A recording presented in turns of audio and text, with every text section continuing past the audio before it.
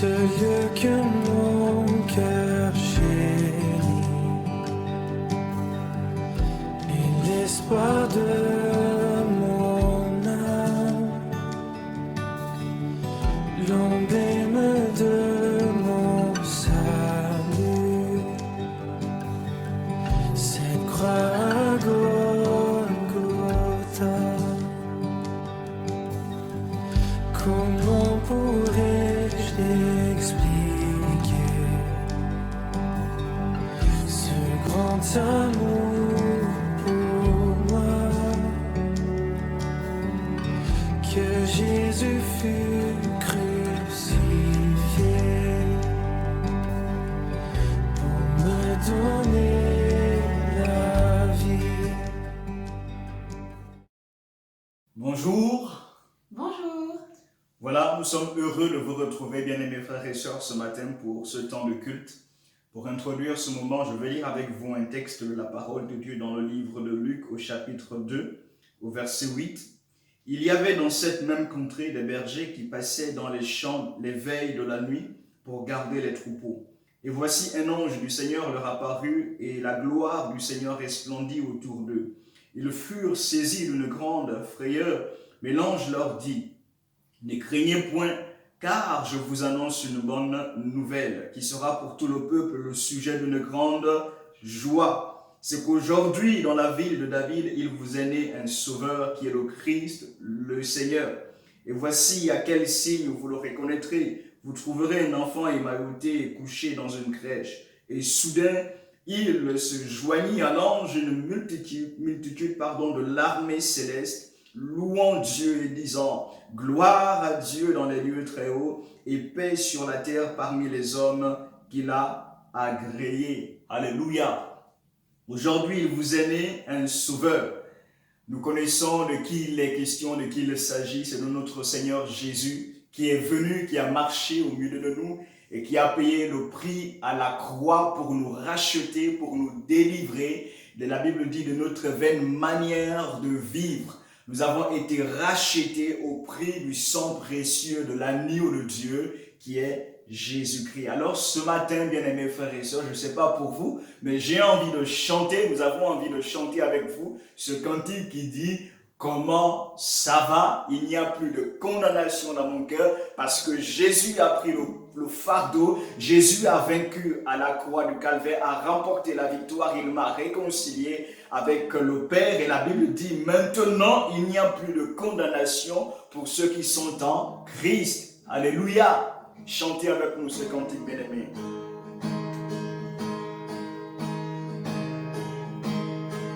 Comment ça va? Ça va bien. Comment ça va? Ça va bien. Comment ça va? Ça va bien.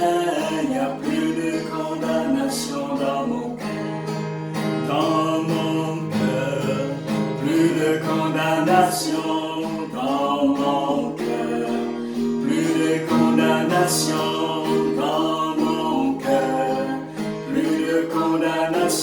Il n'y a plus de condamnation dans mon cœur. Comment tu vas? Je vais bien. Comment tu vas? Je vais bien. Comment tu vas? Je vais bien. Il n'y a plus de condamnation dans mon cœur.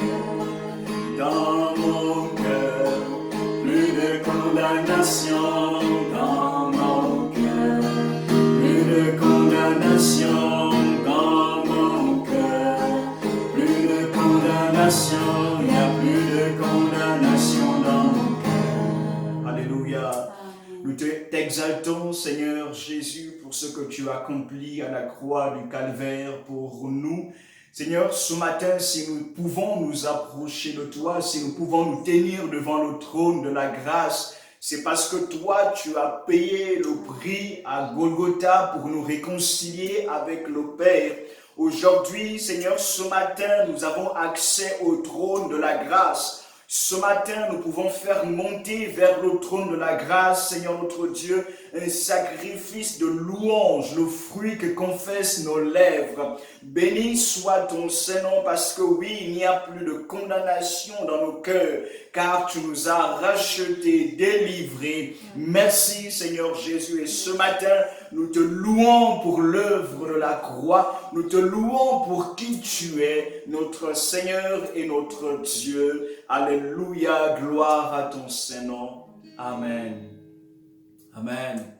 Gloire à Jésus. Bonjour à tous. Bonjour à tous. Voilà, à travers cette courte vidéo, nous voulons vous donner quelques nouvelles concernant notre santé pour vous dire que nous allons beaucoup mieux, nous n'avons quasiment plus de symptômes, mais surtout, nous voulons vous remercier pour les messages d'encouragement, les mails que nous avons pu recevoir, les appels téléphoniques.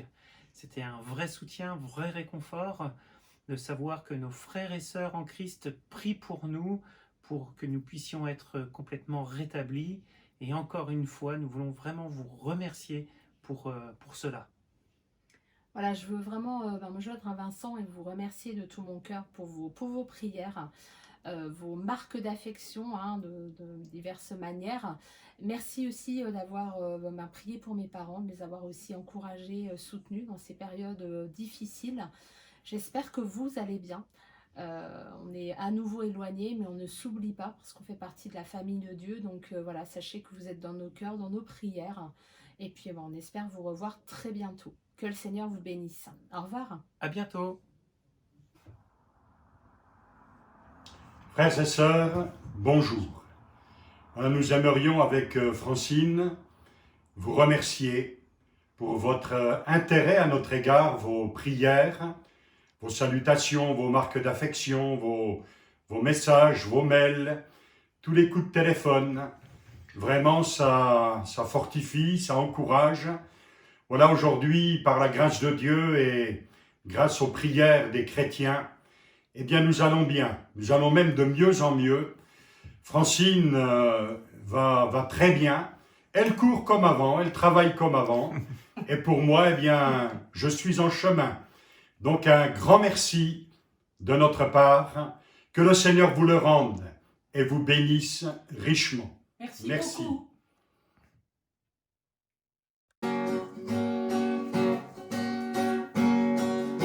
Veux-tu briser du péché le pouvoir?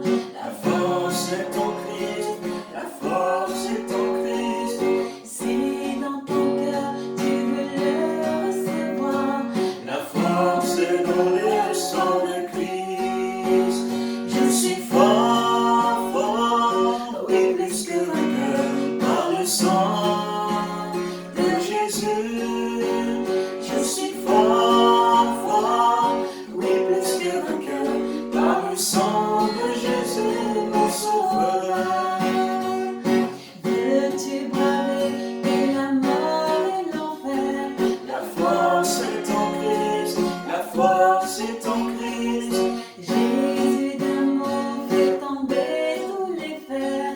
La force est dans le sang de Christ. Je suis fort, fort, oui, plus que vainqueur par le sang de Jésus. Je suis fort, fort, oui, plus que vainqueur par le sang de Jésus, mon sauveur. Je suis fort, fort, oui, plus que vainqueur par le sang de Jésus. Je suis fort, fort, oui, plus que vainqueur par le sang de Jésus, mon sauveur.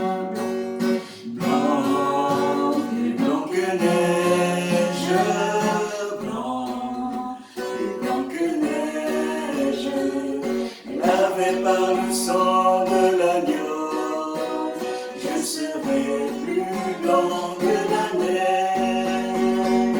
Blanc, plus blanc que neige, blanc, plus blanc que neige, lavé par le sang de l'agneau, je serai plus blanc que la neige. Alléluia. Amen.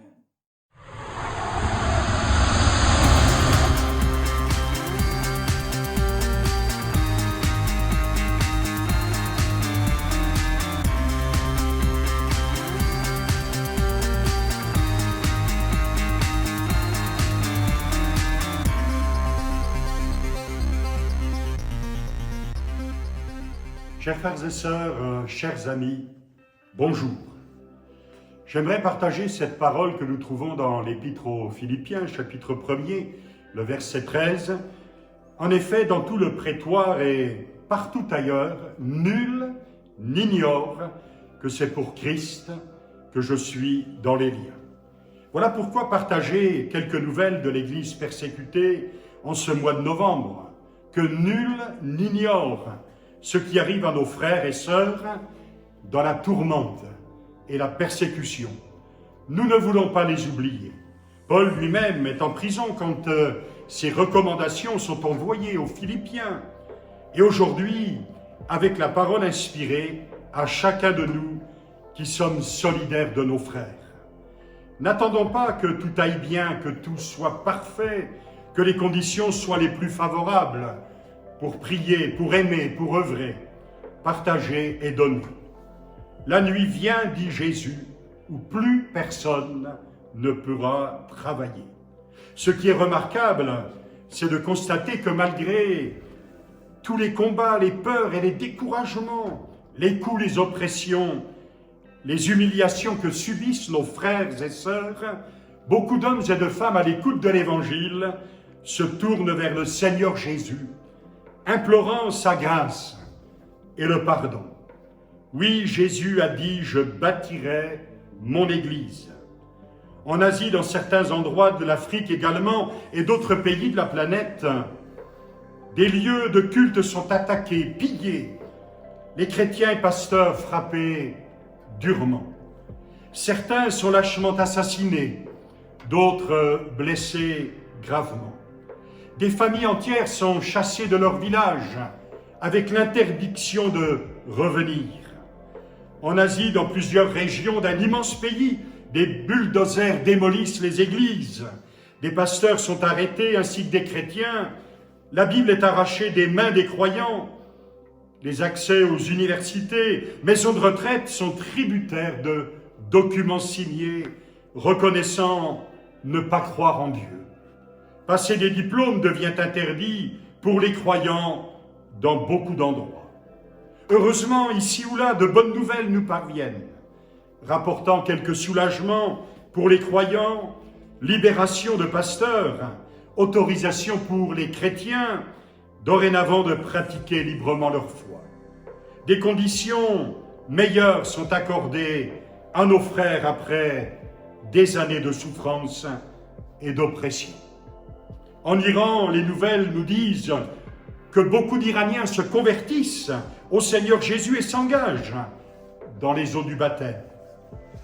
Certains d'entre eux sont emprisonnés, mais d'autres sont libérés, et d'autres encore, avec les familles, échappent de justesse aux autorités et sortent du pays. Voilà d'autres nouvelles, particulièrement concernant les églises au Bangladesh. Elles sont impliquées dans un travail d'aide et de partage de l'Évangile dans les camps de Rohingyas, ces réfugiés venus du Myanmar. C'est un travail que nous soutenons avec l'AEP, ainsi que plusieurs pasteurs et églises dans ce pays. Une nouvelle aide sera envoyée dans les jours qui viennent de votre part et de la part de l'AEP.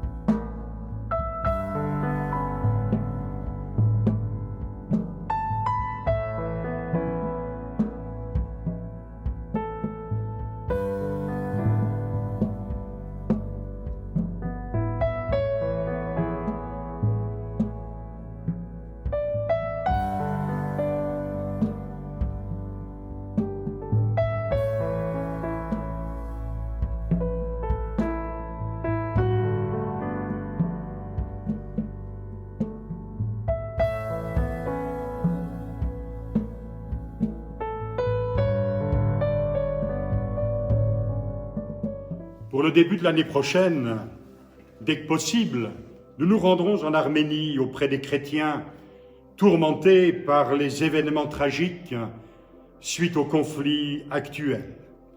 L'AEP a débloqué une première aide pour nos frères et sœurs que nous apporterons en votre nom.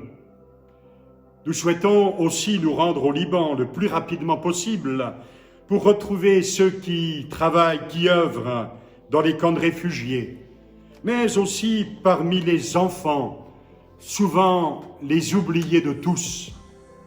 Nous souhaitons aussi retrouver à Beyrouth notre frère, notre ami, le pasteur Samir, qui exerce son ministère à Damas, en Syrie et aussi dans d'autres villes. Là aussi, des soutiens sont décidés et parviendront aux croyants en difficulté. Nous poursuivons nos actions avec nos frères en Inde, soutenant ministères et églises. Les temps sont très difficiles pour eux.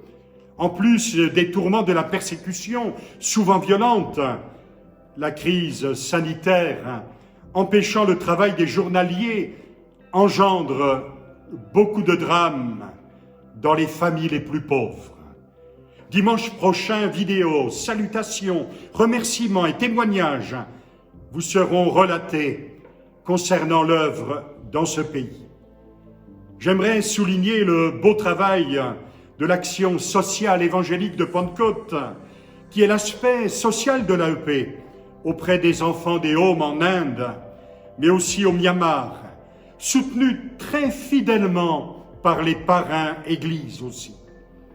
Des milliers de familles ont également bénéficié d'aide pour le nécessaire de la vie, et cela depuis le printemps dernier. Que serait-elle devenue sans votre générosité? Quel beau témoignage de votre part.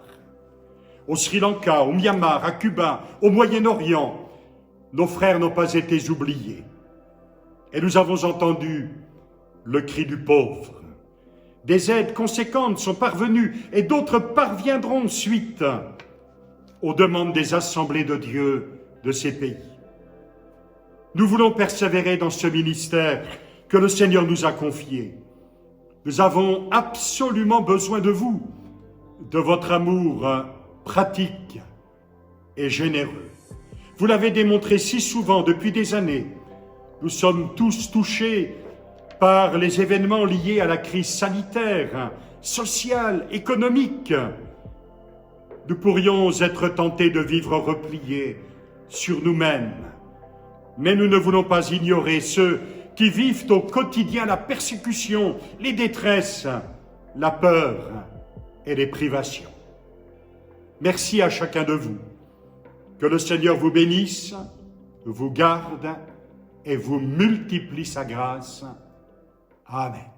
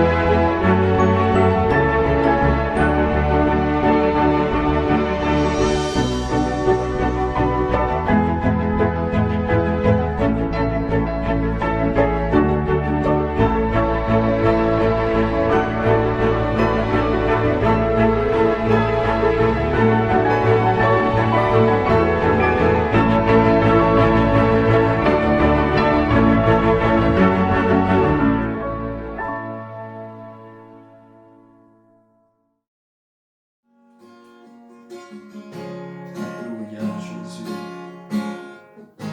Nous t'aimons, Saint-Esprit.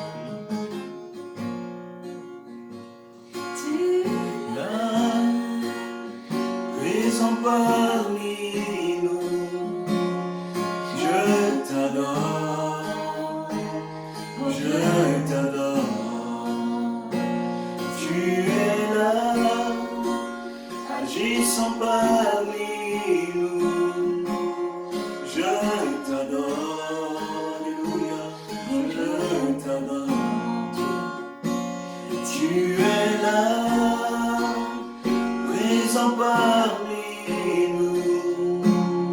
Je t'adore, je t'adore. Tu es là, agissant parmi nous. Je t'adore, je t'adore.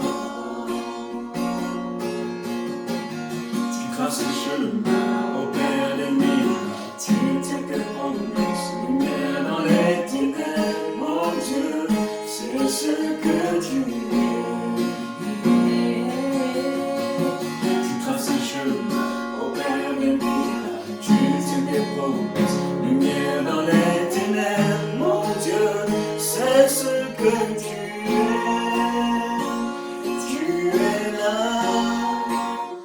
présent parmi nous.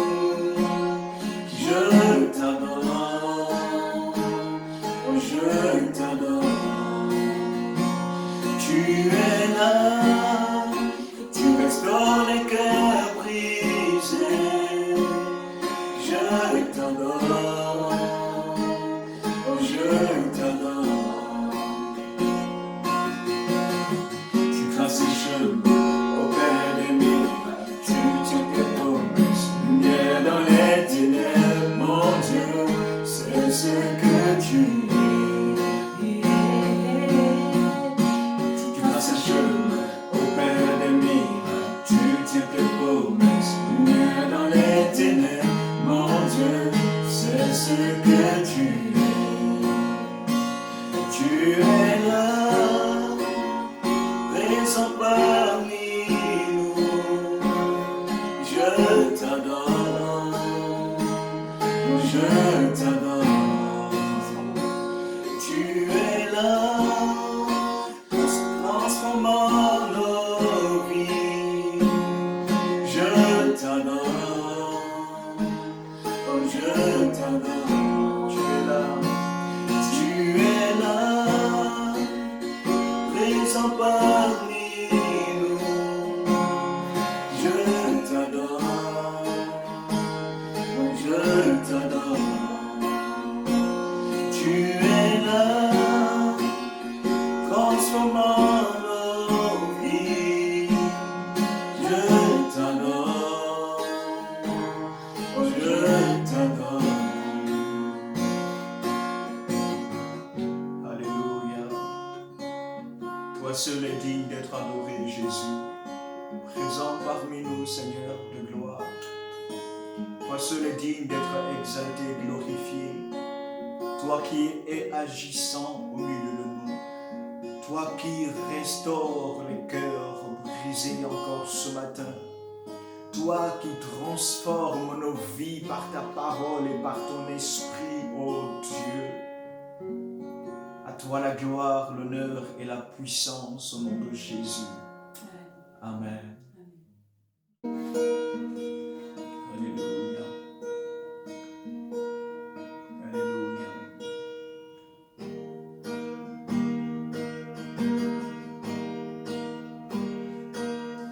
Le roi dans sa beauté, vêtu de majesté, la terre est dans la joie, la terre est dans la joie. Sa gloire resplendit.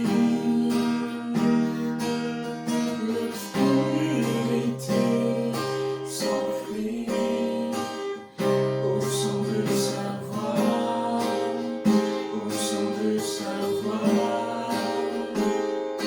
Combien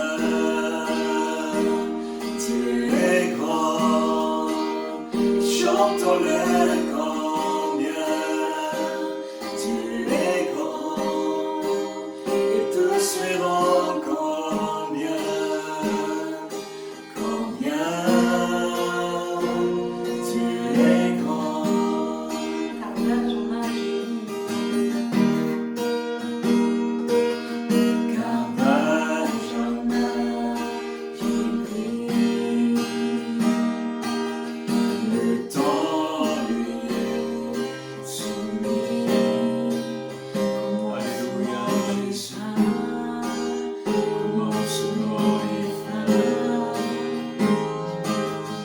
céleste Trinité. Ô Dieu d'éternité, il est l'agneau divin, il est l'agneau divin. Combien Dieu est grand, chantons-le. Combien Dieu est grand, et tous verront combien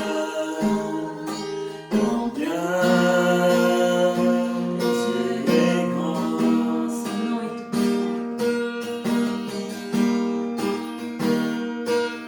Son nom est tout puissant, digne de louange. Je chanterai combien Dieu est grand.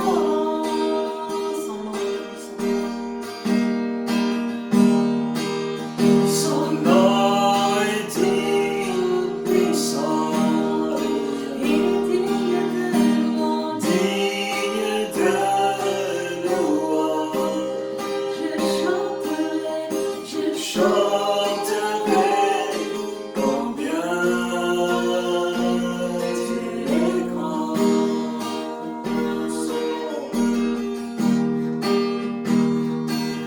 Son nom est tout puissant, digne de louange. Je chanterai combien Dieu est grand.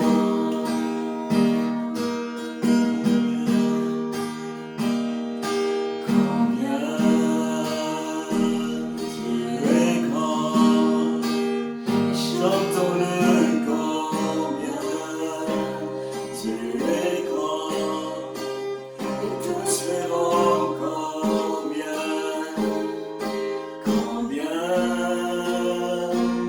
Dieu est grand.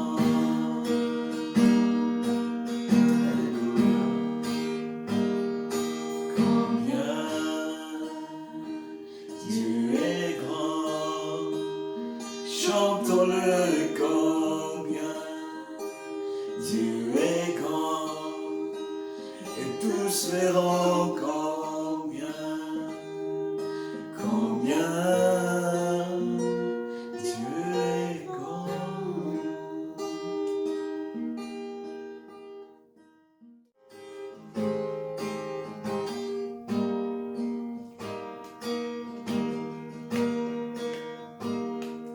À la Rivière, humble je viens déposer tous mes péchés. Pardonne-moi, purifie-moi, Seigneur, viens me rencontrer. Tes eaux vives coulent ta grâce qui me guérit, me libère. Je me présente à la rivière. Seigneur, viens me rencontrer. Précieux Jésus, entre tes mains, j'abandonne mes soucis. Oui, prends ma main et attire-moi. Seigneur, viens me rencontrer. Précieux Jésus, entre tes mains, j'abandonne mes soucis.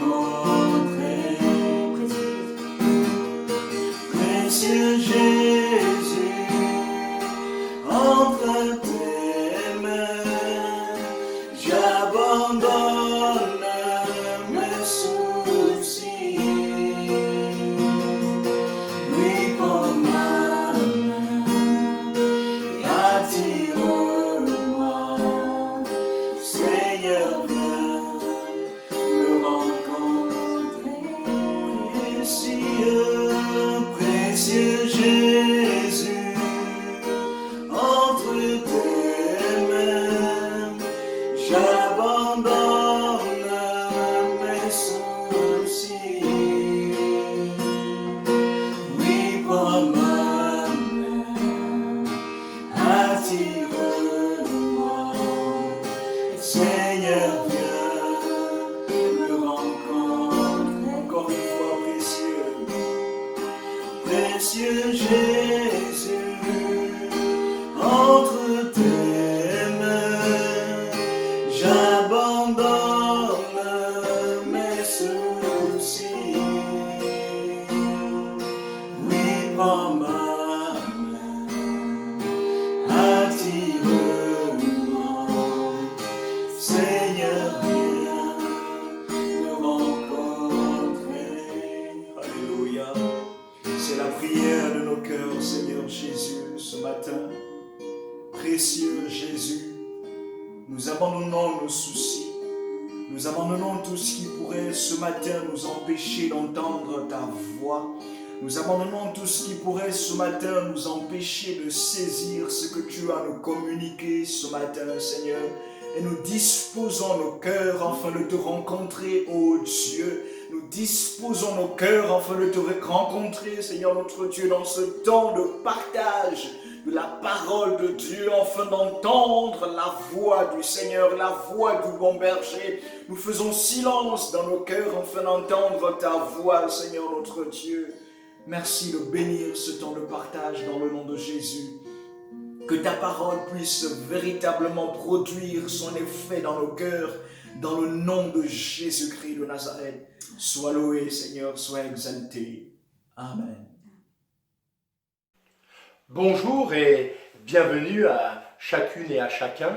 Très heureux encore ce matin de pouvoir partager la parole de Dieu avec vous et passer ces instants, bien sûr, même s'ils ne sont pas en présentiel, eh bien les uns avec les autres au travers de ces supports que nous pouvons utiliser via les médias.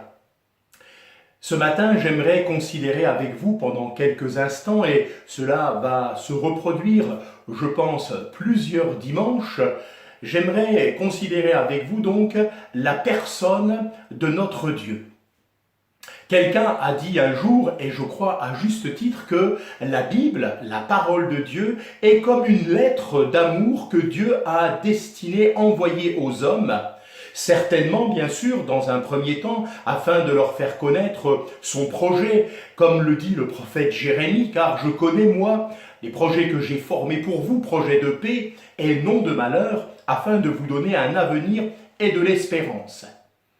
Et je crois que ce matin, eh bien, à travers ce que nous allons pouvoir considérer ensemble, au-delà de ce projet, bien sûr, qui est un projet extraordinaire, puisqu'il englobe l'œuvre de la croix, là où le Seigneur, notre Seigneur Jésus, a offert sa vie en rançon pour nous, afin de nous ouvrir la porte, eh bien, qui nous donne accès au trône de la grâce, et bien sûr, la porte de la foi qui nous a permis de saisir le message de la croix, et de le serrer sur nos cœurs et à travers ce message de découvrir Dieu, sa grâce, son amour et sa fidélité de chaque jour, nous ouvrant aussi eh bien, la porte du ciel, puisque c'est là qu'un jour eh bien, nous irons à la rencontre de notre Sauveur.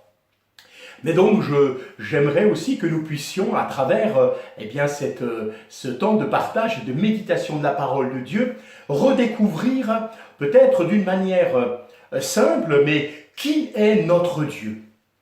Bien sûr, nous le savons, il y a des attributs eh bien, qui sont propres à Dieu. Si je parle, par exemple, de l'omniscience, Dieu sait tout. Il sait tout. Il n'a pas besoin qu'on l'enseigne, qu'on lui dise les choses. Il nous est dit de lui qu'il est omnipotent. Dieu peut tout, il n'a aucune limite. Il est tout puissant. La parole de Dieu nous dit de lui également qu'il est omniprésent. Dieu est présent partout. Alors bien sûr, ces attributs-là eh bien, se manifestent au travers de la nature même de Dieu. Mais il y a dans la parole de Dieu d'autres attributs qui nous parlent et nous présentent également Dieu comme celui qui veut nous faire connaître sa nature au travers du vécu de chacune et de chacun d'entre nous dans des expériences concrètes. Et peut-être dans ces temps, et je veux le croire, d'une manière particulière également, veut-il se révéler à nous comme celui qui veut manifester sa grâce et sa bonté envers nous. Et d'ailleurs, ces différentes caractéristiques, je dirais ainsi, ou ces différents attributs de Dieu, peuvent également se trouver dans le cœur de l'homme et peuvent se manifester dans le cœur de l'homme au travers de différentes qualités. Et ceci est rendu possible. Pourquoi? Bien parce que tout simplement, Dieu dit lui-même en Genèse, au chapitre 1er, au verset 26 et 27, « Faisons l'homme à notre image, selon notre ressemblance. » Qu'il domine sur les poissons de la mer, les oiseaux du ciel, le bétail, sur toute la terre et sur tous les reptiles qui rampent sur la terre. Dieu créa l'homme à son image, il le créa à l'image de Dieu, il créa l'homme et la femme. Alors oui, il est vrai que plusieurs caractéristiques de Dieu et quelques attributs moraux sont similaires à certaines qualités humaines. Maintenant, ce que nous pouvons dire, c'est que si cela est possible et si cela existe, bien sûr, cela est vrai dans une moindre mesure quant à la personne et à la nature de Dieu. Je m'explique. Si Dieu et l'homme ont tous les deux la capacité d'aimer, vous en conviendrez aisément avec moi, aucun homme ne peut aimer comme Dieu le fait. Aucun homme ne peut aimer dans la dimension de l'amour de Dieu. Et je voudrais faire encore cette précision, si nous sommes dans cette capacité à exercer ces caractéristiques qui sont liées à la nature même de Dieu, c'est parce que nous avons été, comme je l'ai évoqué, créés à son image. C'est nous qui sommes comme lui, ce n'est pas lui qui est comme nous. Alors, fort de ce que je viens de partager avec vous, nous allons commencer ce temps de partage et aller à la découverte de ces différents attributs de Dieu et ainsi considérer aussi, bien sûr, leurs conséquences en notre faveur. Avant cela, nous allons prier et demander encore à Dieu sa grâce. Notre Dieu, notre Père, pour nous, c'est un privilège, une joie réelle et profonde que de pouvoir nous approcher de toi, de pouvoir le faire au contact de ta parole qui est, il est vrai Seigneur, cette lettre d'amour que tu nous as adressée. Merci parce que tu nous as donné de saisir son contenu, de l'accepter, de le recevoir dans nos cœurs et ainsi d'en expérimenter toutes les grâces et les bénédictions.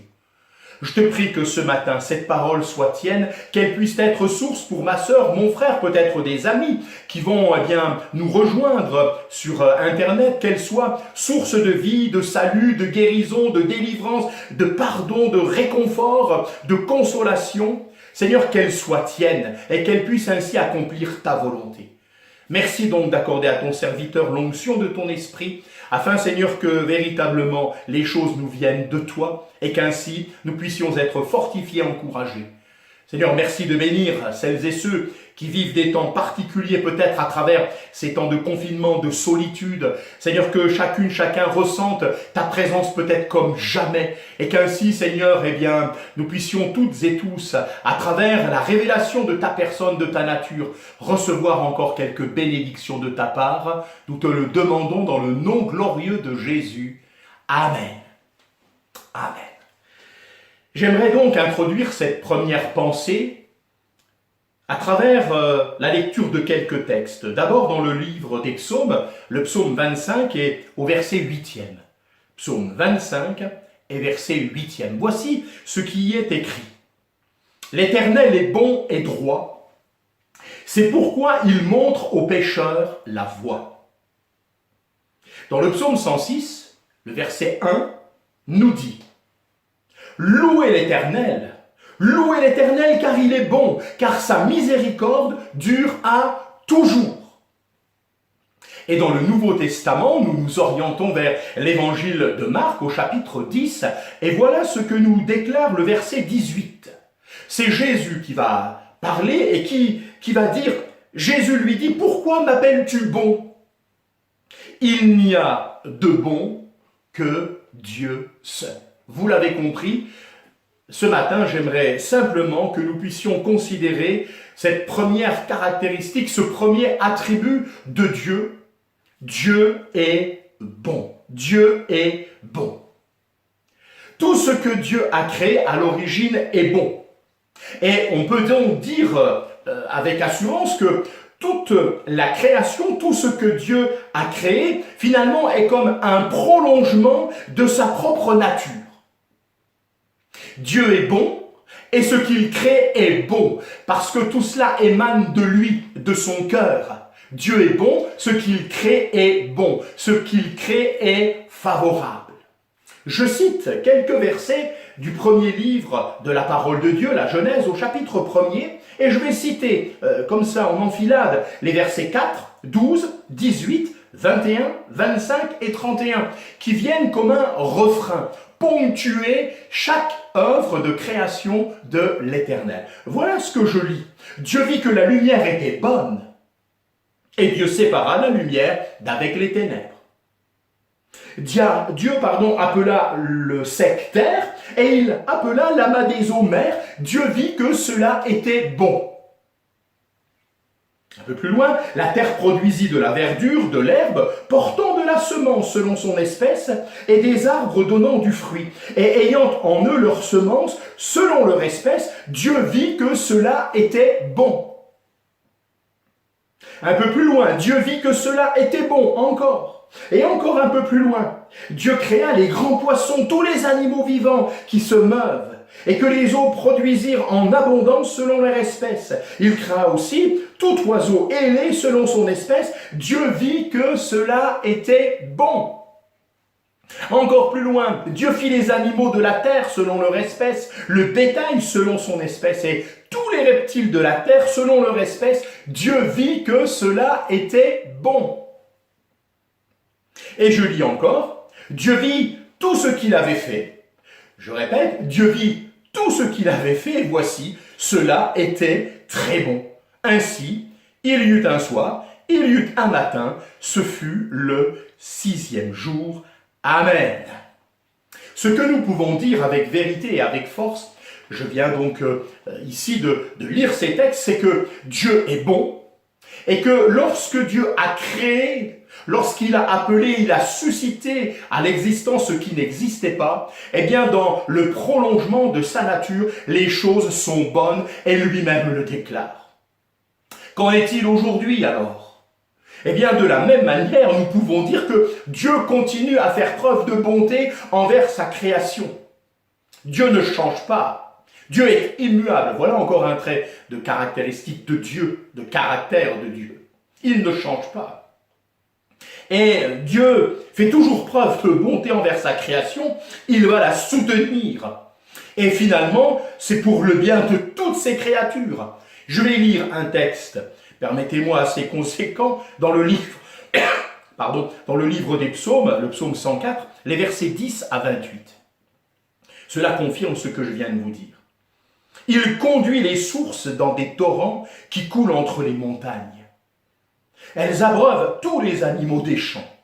Les ânes sauvages y étanchent leur soif. Les oiseaux du ciel habitent sur leurs bords et font résonner leur voix parmi les rameaux. De sa haute demeure, il arrose les montagnes. La terre est rassasiée du fruit de tes œuvres. Il fait germer l'herbe pour le bétail et les plantes pour les besoins de l'homme, afin que la terre produise de la nourriture, le vin qui réjouit le cœur de l'homme, et fait plus que l'huile resplendir son visage, et le pain qui soutient le cœur de l'homme. Les arbres de l'Éternel se rassasient, les cèdres du Liban qu'il a plantés. C'est là que les oiseaux font leur nid. La cigogne a sa demeure dans les cyprès.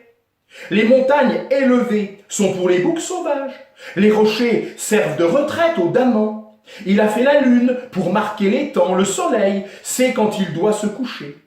Tu amènes les ténèbres et il est nuit. Alors, tous les animaux des forêts sont en mouvement. Les lionceaux rugissent après la proie et demandent à Dieu leur nourriture. Le soleil se lève, il se retire et se couche dans leur tanière. L'homme sort pour se rendre à son ouvrage et à son travail jusqu'au soir. que tes œuvres sont en grand nombre, ô Éternel. Tu les as toutes faites avec sagesse. La terre est remplie de tes biens.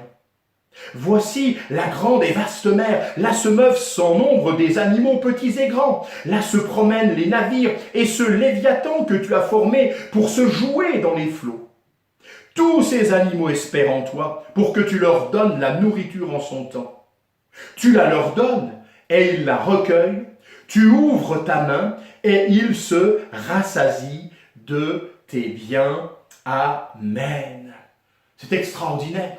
Nous voyons ici la manifestation de la gloire de Dieu, mais aussi de sa bonté. Comment il est capable de prendre soin de toutes les espèces qu'il a créées. Et bien sûr, et d'une manière peut-être particulière, son désir, c'est de se révéler comme ce Dieu plein de bonté envers ceux qu'il a créés à sa ressemblance, à son image. Mais permettez-moi, la parole de Dieu va même plus loin. Elle nous révèle que Dieu s'occupe de toute créature, y compris, et c'est vrai encore en ce jour, Dieu pourvoit même aux besoins de ceux qui vivent sans lui. C'est ce que nous trouvons dans Matthieu 5, au verset 45e. Il est dit, car il fait lever son soleil sur les méchants et sur les bons, et il fait pleuvoir sur les justes et sur les injustes. Maintenant, si la bonté de Dieu veut se manifester sur toute sa création et sur ses créatures, il n'en reste pas moins pour autant vrai, et c'est ce que nous trouvons dans le psaume 145, les versets 18 à 20, que je vais bien sûr m'empresser de lire. Il est vrai que d'une manière particulière, Dieu veut manifester sa bonté envers ceux qui l'invoquent en vérité. Voilà ce que nous déclare ce psaume. L'Éternel est près de tous ceux qui l'invoquent, de tous ceux qui l'invoquent avec sincérité. Il accomplit les désirs de ceux qui le craignent. Il entend leurs cris et il les sauve. L'Éternel garde ceux qui l'aiment. Amen. Il y a là quand même une notion particulière de la manifestation de l'amour envers celui qui le craint, qui le cherche en vérité, qui veut lui abandonner sa vie, qui lui a abandonné sa vie et qui s'attend à son intervention.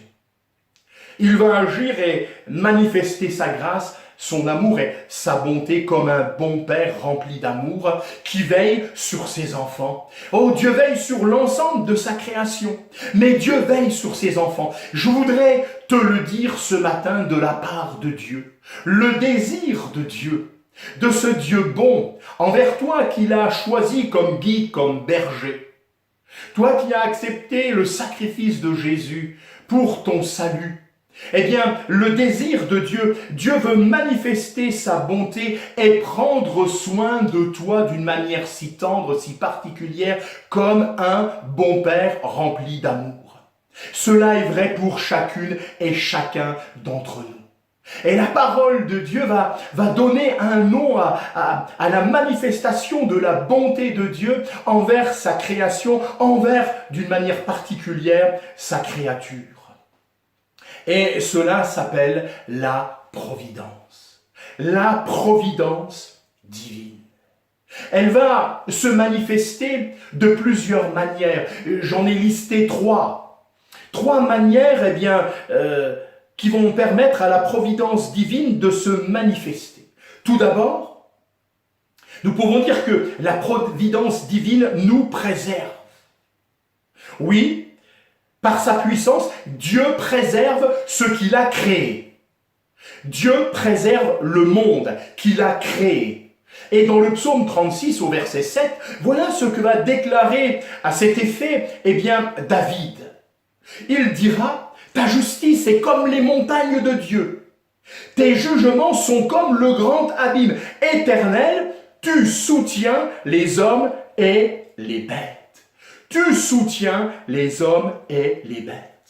La puissance que Dieu manifeste lorsqu'il s'agit de préserver la création, bien sûr, s'exerce aussi d'une manière particulière à travers son Fils bien-aimé Jésus-Christ. Voilà ce que Paul va affirmer aux Colossiens au chapitre 1er, au verset 17e de cette épître. Écoutons bien. « Christ est avant toute chose. Et toute chose subsiste en lui. Je répète, Christ est avant toute chose et toute chose subsiste en lui. C'est donc par la puissance, la toute-puissance de Christ, que tout ce qui a été créé, la moindre petite particule de vie, aussi infime soit-elle, eh bien c'est ainsi à travers lui que tout est maintenu ensemble. Quelle grâce! Frères et sœurs, amis bien-aimés, ce monde, eh bien, est encore sous le contrôle et l'autorité de Dieu, et par sa puissance, sa toute-puissance, il manifeste sa bonté, son amour, sa providence, en soutenant toutes choses. Et il le fait au travers, bien sûr, du ministère même d'intercession du Christ en notre faveur. Ensuite, nous pouvons dire que cette providence pourvoit. Dieu préserve le monde qu'il a créé, mais il pourvoit aux besoins de toutes ses créatures. Lorsque Dieu a créé le monde, et nous l'avons lu tout à l'heure, il est évoqué qu'il a créé aussi les époques. Il a pourvu à la nourriture, aussi bien des hommes que des animaux. Après le déluge qui a détruit la terre, Dieu a renouvelé sa promesse de pourvoir aux besoins de ses créatures. Il va déclarer en Genèse 8, verset 22, « Tant que la terre subsistera, les semailles et les moissons, le froid et la chaleur, l'été et l'hiver, le jour et la nuit ne passeront point. » Et plusieurs psaumes témoignent de la bonté de Dieu dans sa façon de pourvoir aux besoins de toutes ses créatures. Ce que nous avons déjà évoqué tout à l'heure à travers cette lecture assez conséquente du psaume 104 que je vous invite à lire et à relire encore parce que cela nous fait du bien de considérer que Dieu reste aux manettes, au contrôle et qu'il est celui qui veille bien. Il est bienveillant pour chacune et chacun d'entre nous. Et nous pouvons lire dans le même sens. Et pourquoi ne pas le faire? Lire ces deux textes. Peut-être à l'issue de ce temps de partage ou dans un temps de méditation personnelle. Le psaume 104 que j'ai évoqué tout à l'heure, mais également le psaume 145. Dieu lui-même a manifesté son pouvoir créateur. Et il l'a manifesté d'une manière particulière quand nous pensons à Job, à la bienveillance que Dieu va avoir à l'égard de Job. Je vous invite là aussi à lire les chapitres 38 à 41 du livre de Job. Comment Dieu va prendre soin de lui.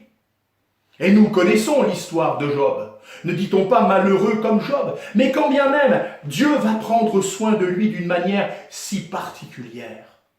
Est-ce que nous voulons croire ce matin que Dieu est capable de prendre soin de chacune et de chacun d'entre nous d'une manière toute particulière? Il te connaît et il veut te faire connaître ce matin sa bonté, sa providence. Il te préserve, il te tient dans sa main. Mais il veut aussi être celui qui pourvoit à tous tes besoins. Jésus a affirmé, on peut d'une manière plus claire, que Dieu qui prend soin et qui pourvoit aux besoins des oiseaux du ciel, des lys des champs, c'est ce que nous trouvons dans Matthieu au chapitre 6, eh bien, est capable de prendre soin de nous et dans notre être entier, que ce soit dans nos besoins physiques, bien sûr, et dans ces temps si particuliers. Nous pensons à celles et ceux qui sont éprouvés dans leur corps, pour lesquels nous prions, les nouvelles que nous pouvons partager, que ce soit dans les réunions de prière ou dans les différents échanges que nous pouvons avoir les uns avec les autres, dans les contacts que nous avons. Nous voulons penser, soutenir dans la prière celles et ceux qui sont éprouvés dans leur corps. Mais là encore, nous voulons confesser que Dieu est capable de pourvoir aux besoins physiques,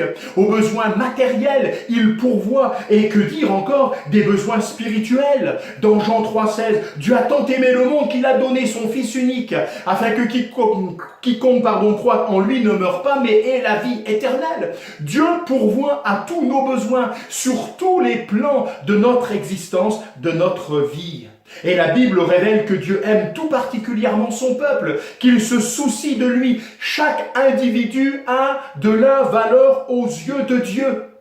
C'est ce que nous trouvons dans le psaume 91. Et Paul va écrire aux croyants de Philippe en Philippiens 4, verset 19e. Écoutez, c'est extraordinaire. Voilà ce qu'il va dire. « Mon Dieu pourvoira à tous vos besoins selon sa richesse avec gloire en Jésus-Christ. Toutes les promesses de Dieu sont oui et amen en Jésus-Christ. Ah, je relis ce verset parce qu'il est tellement bon. Et ce matin, que ce soit véritablement pour quelqu'un, quelques-uns, une parole de Dieu, une parole qui va peut-être t'affermir dans la foi, te donner des raisons de faire confiance à Dieu, peut-être de te relever et de repartir dans la marche victorieuse au nom du Seigneur. Mon Dieu pourvoira à tous vos besoins. Alléluia, à tous vos besoins, selon sa richesse. Il ne s'agit pas ici de capacités humaines qui sont tellement limitées, mais de la richesse de Dieu selon sa richesse et avec gloire. Avec gloire. Non seulement Dieu veut se glorifier dans cette situation, mais il veut également nous permettre de connaître la manifestation de sa gloire au travers de son secours, de son intervention, et tout cela en Jésus-Christ, seul nom donné aux hommes, par lequel nous puissions être sauvés. Ce nom qui est au-dessus de tout autre nom, ce nom que nous aimons chanter, que nous aimons partager, et dans le nom duquel nous prions et nous demandons à Dieu de manifester sa bonté. Et puis la providence, elle gouverne. Préserver la création, prendre soin de sa création, de ses créatures, oui, mais Dieu dirige le monde. Il reste et demeure le souverain. Et les éléments de l'histoire se déroulent selon sa volonté. Tout est sous son contrôle. J'aimerais véritablement que nous puissions reconsidérer ces choses ce matin. Et dans ma lecture personnelle, il y a quelques jours, j'ai relu le livre d'Esther. Et ici, est manifesté, quand bien même le nom de Dieu n'apparaît pas, dans ce livre, d'une manière peut-être tout à fait particulière, livre que je vous invite à relire, nous voyons comment la providence divine est à l'œuvre du début jusqu'à la fin. Et je voudrais nous dire ce matin, que ce soit pour notre monde, Dieu reste et demeure au contrôle. Que ce soit dans ta vie, Dieu reste et demeure au contrôle. Et si parfois il nous semble que tout s'écroule, que nous perdons pied, lui ne chancelle jamais. Il reste et demeure stable. Il est immuable. J'aimerais revenir sur cette histoire parce que ça m'a fait tellement de bien de reconsidérer ces choses à la lecture aussi bien sûr des commentaires bibliques qui vont aussi étayer toute cette réflexion. Elle est à l'œuvre du début jusqu'à la fin. On sait comment Vashti va être écartée parce qu'elle a refusé de se présenter devant le roi Assuérus. Et comment, on va maintenant avoir le projet de faire venir des jeunes vierges belles de figure afin, que l'une d'entre elles succède sur le trône royal et devienne la nouvelle reine. Elle nous est parlé ici, d'Esther, cette jeune fille vierge, qui va accéder au trône royal de Perse à un moment crucial de l'histoire juive. Cette providence va se manifester lorsque Mardochée, le cousin d'Esther, qui l'avait élevée comme sa propre fille, va prendre connaissance d'un complot d'assassinat contre le roi. Il va le dévoiler et il va sauver la vie du roi. Et la parole de Dieu nous dit que cet exploit sera consigné dans les annales du roi. Et le roi va découvrir providentiellement cet incident juste au bon moment au cours d'une nuit où il ne pouvait trouver le sommeil, nous dit le chapitre 6 des versets 1 à 14. Il y a la haine d'Aman pour Mardochée, cette haine qui va s'étendre à tout le peuple juif. Et après avoir mis sur pied un complot perfide, il va persuader le roi de publier un décret stipulant l'extermination de tous les Juifs le 13e jour du mois d'Adar. Il a même fixé la date de cette échéance terrible et redoutable de l'extermination des Juifs. Mardochée va persuader Esther d'intercéder auprès du roi en faveur du peuple juif. De leur côté, les Juifs vont se mettre dans le jeûne et la prière pendant 3 jours. Et là, Esther va faire quelque chose qui est au péril de sa vie. Elle va risquer sa vie en s'approchant du trône du roi sans y avoir été invitée comme cela devait se faire. Mais là encore, elle va obtenir la faveur du roi. Elle va pouvoir dévoiler le complot d'Aman. Et finalement, celui qui avait prévu une potence pour y pendre Mardochée va être pendu à sa propre potence. Alors, un deuxième décret du roi va autoriser les Juifs à éliminer leurs ennemis. Et il nous est dit que ce fut un triomphe qui donna naissance à une grande célébration. Et le livre se termine sur des détails sur la renommée de Mardochée. Comment ne pas penser à cette parole qui va sortir émanant du cœur de Mardochée? Peut-être que c'est justement la volonté de Dieu et que c'est pour ce temps que tu es là. Va-t-il dire à Esther, comme lui disant eh bien, qu'elle est un instrument de Dieu, au temps de Dieu, en faveur de la volonté de Dieu pour son peuple. Et je vais un peu plus loin. 30 ans à peu près plus tard, un autre nommé Néhémie va se trouver à la même cour du même roi. Et il va trouver grâce aux yeux du roi. Et il va être envoyé avec même une contribution royale, des lettres, un passe-partout, afin de pouvoir aller procéder à la reconstruction de Jérusalem, de ses murailles. Là encore, Dieu révèle comment il reste celui qui règne et qui domine. Il reste et demeure le maître de l'histoire. Il avait déjà prévu, à travers toute cette circonstance d'Esther, une trentaine d'années auparavant, eh bien que le cœur ainsi du roi serait favorable à cette requête née dans le cœur de Néhémie après avoir reçu ce constat alarmant quant à la situation de Jérusalem. Et ainsi les choses ont pu être encore mises en place et en œuvre. Que Dieu soit béni. Alors, et je voudrais achever avec cela pour ce premier point, je l'ai dit, nous aurons plusieurs dimanches, eh bien des pensées à travers ces différents attributs moraux de Dieu. Bien sûr, nous pouvons nous-mêmes profiter, jouir de cette providence divine, mais cela ne peut pas se faire de n'importe quelle manière. Nous devons obéir à Dieu, nous devons chercher sa volonté et accomplir sa volonté. Cela est déjà quelque chose, bien sûr, de fondamental. Prenons l'exemple de Joseph. En Genèse 45, au verset 5, il va dire « Ne vous affligez pas, ne soyez pas fâchés de m'avoir vendu pour être conduit ici. Car c'est pour vous sauver la vie que Dieu m'a envoyé devant vous. » Ici apparaît clairement le fait que c'est parce qu'il a honoré Dieu en demeurant fidèle, en lui demeurant fidèle, que Dieu l'a honoré en demeurant fidèle, en se tenant à ses côtés. Considérons l'exemple même de notre Seigneur Jésus. Hérode va avoir ce projet de tuer, de détruire, d'anéantir le projet de Dieu en voulant supprimer les enfants, les fils qui sont nés dans la nation.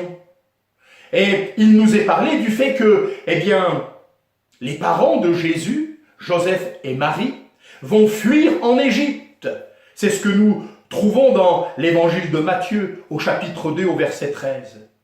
Et en Proverbe 3, les versets 5 à 7, Dieu dit d'aplanir les sentiers de ceux qui le craignent et le reconnaissent dans toutes leurs voies. Donc si je veux être au bénéfice de cette sollicitude, de cette bonté de Dieu, de cette providence divine, il faut bien sûr que déjà je me soumette à sa volonté. Dieu dirige les affaires de chacune et de chacun d'entre nous, comme je l'ai déjà dit. Parce que nous sommes ses servantes et ses serviteurs. Et il nous faut être constamment en accord avec sa volonté afin que nos vies puissent véritablement l'honorer.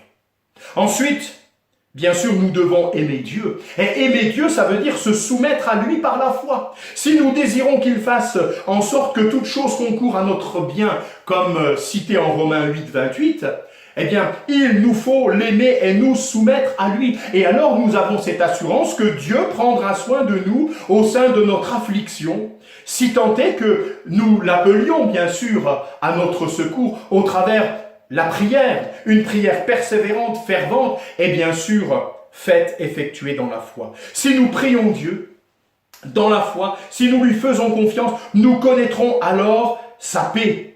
Selon Philippiens 4, versets 6 et 7. Mais nous allons également recevoir sa force. Nous allons recevoir sa miséricorde, dont nous reparlerons ultérieurement. Sa grâce, son secours dans tous nos besoins. Nous pouvons prier par la foi, non seulement pour nous, en notre faveur, mais également pour les autres, afin que cette providence divine, que la bonté de Dieu, eh bien, puisse se répandre comme un fleuve de grâce, de paix, de consolation, de joie, d'amour. Et qu'elle puisse ainsi, cette grâce, et qu'il puisse ainsi, ce fleuve, se manifester de diverses manières pour le bien de chacune et de chacun d'entre nous. Ah, qu'à son nom soit toute la gloire. Oui, nous le chantons parfois, Dieu est bon en tout temps. Alors que ce matin encore, en bonté de Dieu, nous puissions ensemble, eh bien, élever nos voix vers le Seigneur. Que Dieu vous bénisse. Merci Seigneur pour ton conseil et ta parole. Merci pour ta grâce. Merci ce matin encore de répandre, Seigneur, ta bonté sur chacune et chacun en particulier. Tu connais, Seigneur, les besoins, les attentes. Tu es le Dieu qui préserve, qui protège, qui pourvoit. Alors ce matin, Seigneur, que ta bénédiction soit le partage de ma sœur, de mon frère, de quelques amis qui peut-être nous ont rejoints. Seigneur, qui ont besoin de te découvrir comme ce bon Père qui veut prendre soin de chacune et de chacun parce que tu nous aimes. Oui, Seigneur, que ta bonté se répande comme un fleuve sur chacune et chacun, que vraiment cette bonté puisse parcourir nos maisons, entrer dans nos maisons, nos familles et se manifester autour de nous à celles et ceux à qui nous avons pu parler de toi. Nous te le demandons, notre Père, dans le nom de Jésus et pour ta gloire. Amen. Voilà, nous sommes arrivés au terme de ce temps de partage. Que le Seigneur vous bénisse richement, qu'il vous accorde encore bien de pouvoir expérimenter sa présence d'une manière tout à fait particulière. Bien sûr, nous continuons à prier. Si nous avons des nouvelles qui nous viennent, nous les communiquons au travers de Sending Blue, de ce lien qui nous permet ensemble d'avoir ce temps et cette chaîne de prière. Que Dieu vous garde, qu'il vous accorde encore une fois, oui, toute sa grâce, dans le glorieux nom de Jésus. Au revoir et à très bientôt. Parce qu'il Vit, je n'ai rien à craindre, mais l'endemain et lendemain sont assurés. Alléluia. Entre ses mains, il tient ma vie. il tient ma vie.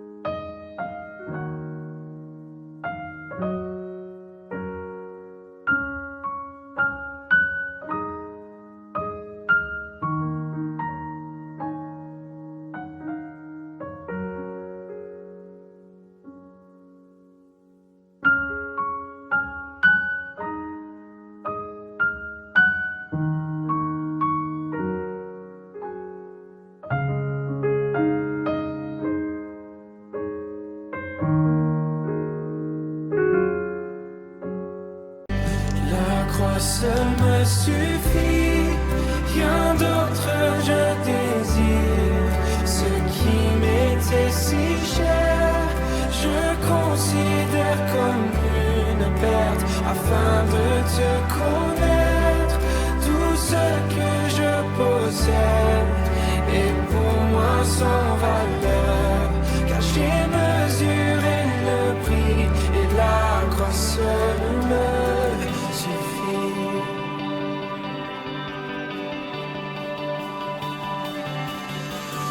Ma confiance n'est pas